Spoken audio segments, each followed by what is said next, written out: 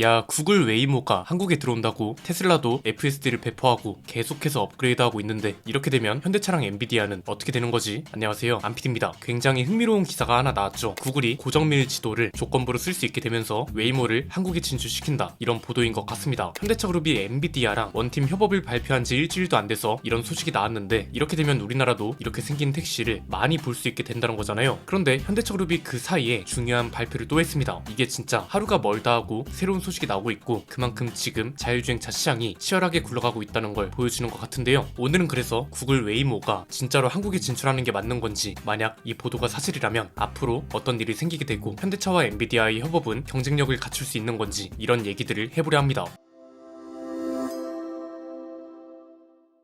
고정밀 지도주인 구글, 웨이모 한국 진출 시동 걸었다, 이런 보도가 나왔습니다. 웨이모는 뭔가요? 구글 알파벳 산하의 자율주행 기술 회사죠. 구글 자율주행차 프로젝트로 시작했고요. 그 이후 알파벳 아래에 독립적인 자율주행 기술 회사가 됐다, 이렇게 소개하고 있습니다. 이게 일단 확인된 것만 정리하면 이렇습니다. 웨이모가 한국에 진출하겠다, 이렇게 직접 발표한 건 아니고요. 작년부터 웨이모가 한국 진출을 적극적으로 검토했다고 합니다. 국토부에 규제 관련 질의를 보낸다거나 기술 소개도 하면서 한국 진출을 계속 염두에 두고 있었다고 하고요. 즉 웨이모가 한국 진출을 본격적으로 물밑 검토했다, 이렇게 보시면 된다는 거죠. 이게 속도가 빨라지면 법인 설립 기사나 서비스 개시, 차량 투입, 파트너사 발표, 이런 기사도 줄줄이 나올 건데 왜 이런 뉴스가 지금 나오는 거냐? 간단합니다. 우리 정부가 지난달에 고정밀 지도 9개 반출을 조건부로 허가했잖아요. 구글은 이 덕에 구글 계열 서비스 입장에서 보면 한국 시장 진출 가능성과 기회가 더 커졌다고 볼 수 있는 거죠. 여기에 마침 한국이 2027년부터 자율주행 규제를 많이 풀어주려고 하고 웨이모도 마침 해외를 포함해서 프로젝트 자체를 확정하려 하고 있다고 합니다. 실제로 올해 2월 기준으로 미국 10개 상업 서비스 권역으로 규모가 넓어졌다고 하고 주당 40만의 수준으로 로보택시를 운영하고 있다고 합니다. 실제로 미국과 해외를 비롯한 더 많은 도시로 서비스를 확대하겠다고 밝혔다고 했고 여기에는 20개 이상 도시라는 목표도 포함되어 있다 보니 한국 검토도 어떻게 보면 당연한 상황이란 거죠. 그럼 우리나라에 진출하면 이런 택시를 바로 탈 수 있게 되는 거냐? 그건 아닙니다. 왜냐면 완전 무인 로보택시를 운영하려면 제도가 마련되어야 하거든요. 그런데 아직 법적 틀이 만들어진 게 없고요. 유상 자율주행 운송도 아직은 시범 운행 지구 정도만 가능한 상황입니다. 물론 2027년부터 어떻게 될지는 봐야겠지만 현재 기준으로는 그렇습니다. 왜냐면 정부가 2017년부터 레벨 4 완전 자율주행 상용화를 목표로 제도도 정비하고 책임 주체도 정하고 택시 업계랑 상생 협의체 운영도 예고해둔 상태라 지켜보면 될 것 같고요. 한 가지 확실한 건 웨이모가 진출하면 한국의 자율주행 생태계가 굉장히 빠르게 커질 수 있다는 거죠. 이유는 간단합니다. 우선 고정밀 지도 반출과 관련해서 구분을 좀 해야 하는데요. 이게 우리나라 국가 기밀을 통째로 내줬다는 식으로 얘기하더라고요. 그런데 그게 아니죠. 법제처 자료를 기준으로 보면 이건 아무 제한 없이 원본 지도를 해외로 넘기는 게 아니라 법을 기반으로 허가 절차를 거치고 보안 조건도 붙인 말 그대로 조건부 제한적 반출 허가입니다. 실제로 우리 법에도 기본 측량 성과를 국외로 반출하려면 국토부 장관 허가가 필요하다고 규정하고 있고요. 안보 관련 사항은 또 국방부, 행안부, 국정원까지 참여하는 협의체의 결정도 있어야 가능합니다. 이번에 구글한테 허용된 것도 한국 지도 원본이 아니고요. 내비게이션하고 길찾기 서비스 이런 거에 필요한 제한된 데이터, 기본 바탕 지도나 도로같이 교통 네트워크에 포함되는 정도만 반출 대상으로 정해졌습니다. 구글 입장에서도 보안 처리가 완료된 영상만 쓰도록 했기 때문에 국가 기밀을 통째로 넘겼다는 식의 표현은 과장됐다, 이렇게 정리할 수 있습니다. 이걸 왜 짚었냐? 여기서부터 발전 속도가 빨라질 수 있다는 게 중요한데 정부에서 2027년을 주목한 이유가 있습니다. 이때부터 자율주행 시장이 본격적으로 커질 거고 단순 연구와 실증 단계를 넘어서 상용화 경쟁 단계로 넘어가는 분기점이 될 가능성이 굉장히 큰 상황입니다. 왜냐면 AI 기반 레벨 4 완전 자율주행 상용화 목표도 2027년이라고 하고요. 현대차그룹과 엔비디아의 협업도 확대되기 시작했고 테슬라는 이미 FSD를 굴리고 있고 여기에 웨이모까지 한국 진출을 검토하고 있다면 이건 연구 지역이 아니라 실제 경쟁 무대가 될 가능성이 굉장히 커진 거죠. 여기서 굉장히 흥미로운 점이 모두가 같은 종목으로 경쟁하는 게 아니란 겁니다. 현대차그룹과 테슬라, 웨이모 이런 기업들이 다들 비슷한 듯 다릅니다. 우선 웨이모는 로보택시 위주입니다. 지금까지 미국 주요 6개 권역에서 주당 40만회 이상 유상 승차를 제공했고 누적 제공 서비스는 2천만회 이상이라고 합니다. 테슬라는 한국에서 FSD를 제공하고 있는데 아직은 운전자 감독이 필요한 상태고요. 현대차그룹하고 엔비디아는 승용차 쪽은 레벨 2 플러스 이상 자율주행, 그리고 레벨 4는 모셔널을 통해 테스트하고 있는 로보택시가 중점적으로 맡게 되는 겁니다. 그래서 한국 자율주행 시장은 웨이모의 로보택시, 테슬라 방식의 대중 모델 중심 학습, 그리고 현대차와 엔비디아의 혼합 전략이 거의 동시에 경쟁하게 되는 거라서 흥미로울 수밖에 없는 겁니다. 그래서 그런지 현대차그룹이 굉장히 흥미로운 발표를 하나 했는데 항공 모빌리티 사업 속도 조절에 조절에 나선다고 합니다. 저희가 항상 말씀드렸던 게 뭔가요? 현대차그룹이 지금까지 자율주행 관련 성과를 내지 못했던 이유가 너무 많은 프로젝트에 역량이 분산되어 있다는 게 컸다는 거죠. 자율주행도 승용차와 로보택시가 나눠져 있었고 로봇에도 집중해야 하는 와중에 이미 있는 자동차도 내연기관의 하이브리드, 배터리 전기차, 수소 전기차 이렇게 나눠져 있습니다. 여기에 한국 모빌리티까지 있다 보니까 역량이 분산될 수밖에 없다고 했는데 엔비디아와의 원팀 협업으로 일단 자율주행 관련된 건 하나로 통합되게 됐고 한국 모빌리티 같은 경우도 속도 조절을 하기로 하면서 일단 지금은 자율주행과 AI 그리고 로봇에 집중하기로 했다고 보면 될 것 같습니다. 관련 인력 변화도 컸습니다. 현대차가 한국 모빌리티를 위해 출범시킨 게 슈퍼널입니다. 이 슈퍼널 전체 인력의 78%를 296명으로 감축한 것으로 확인됐습니다. 물론 이 프로젝트도 유지되긴 합니다. 우선순위만 자율주행과 로봇 쪽으로 바뀌었다 정도로 보시면 되고요. 지난번에 김승현 편집장이 올린 영상 댓글을 보니까 이런 말도 있더라고요.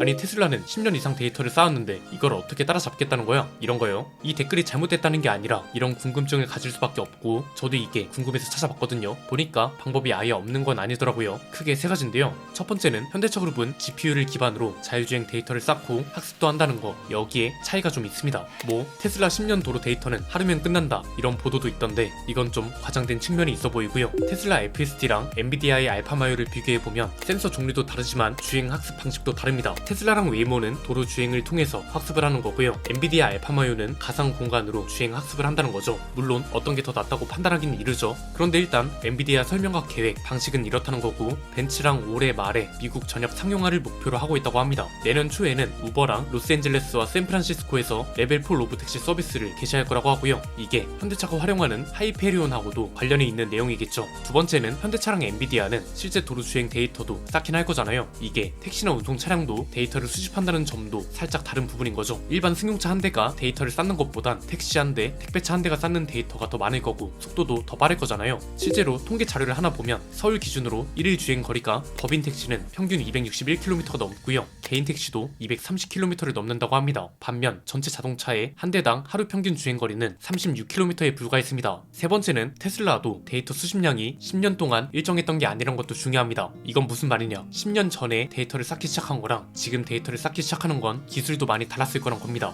이건 뭐 당연한 소리죠. 10년 전의 테슬라와 지금의 테슬라는 당연히 다르잖아요. 앞에서 말씀드린 GPU 기반 그리고 이게 속도와 굉장히 밀접하기 때문에 중요한 건데요. 자율주행 데이터란 가치가 시간에 따라 달라지잖아요. 데이터 규모만 중요한 게 아니라 이 데이터를 연산하고 처리할 수 있는 인프라, 모델의 구조, 시뮬레이션 능력 이런 게 계속 바뀌고 발전했고 그렇기 때문에 지금의 1년은 10년 전의 1년과 단순 비교하기가 어렵다는 겁니다. 테슬라 자체 통계만 봐도 2016년에는 연간 차량 인도량이 57,700대 수준이었습니다. 그런데 작년엔 무려 164만 대를 인도했습니다. 여기에 FSD 학습에 쓰이는 실도로 데이터는 600만 대가 넘는 차량에서 나온다는 설명도 했습니다. 즉 테슬라도 10년 전에 모을 수 있었던 데이터와 지금의 테슬라가 하루에 모을 수 있는 데이터는 규모 자체가 다르단 거죠. 여기에 지금은 도로 데이터만 쌓는 시대가 아니란 것도 크죠. 엔비디아는 자율주행 개발을 데이터 센터와 시뮬레이션, 차량 이 세 가지를 잇는 엔드-투-엔드 플랫폼으로 설명하고 있거든요. 이게 무슨 말이냐면 예를 들면 이런 겁니다. 원하는 환경과 조건을 구성해서 날씨, 조명, 지형, 돌발 상황 이런 변형 데이터를 대량 생성할 수 있다고 하고요. 이게 어떤 것과 연결되는 거냐? 현대차그룹이 엔비디아랑 5만 개의 블랙엘 GPU를 활용해서 학습과 검증과 배포를 통합하겠다고 했잖아요. 이거랑 연결되는 겁니다. 물론 여기서부터는 이렇게 만들어진 데이터와 결과를 어떻게 활용하고 적용하느냐에 따라 달라지겠지만 이건 다시 말하면 데이터를 만드는 속도보다 연산하고 처리해서 실제 차량에 어떻게 적용하냐 이게 경쟁력의 핵심이 될 거고 앞으로는 더욱 중요한 조건이 될 거란 거죠. 그래서 일단 확실한 변화는 얼마 전까지만 해도 한국은 자율주행 시장이 어딘가 좀 갇혀있는 느낌이었는데 이제는 다른 자율주행 선진국들하고 발을 맞춰갈 수 있게 되는 것 같고요.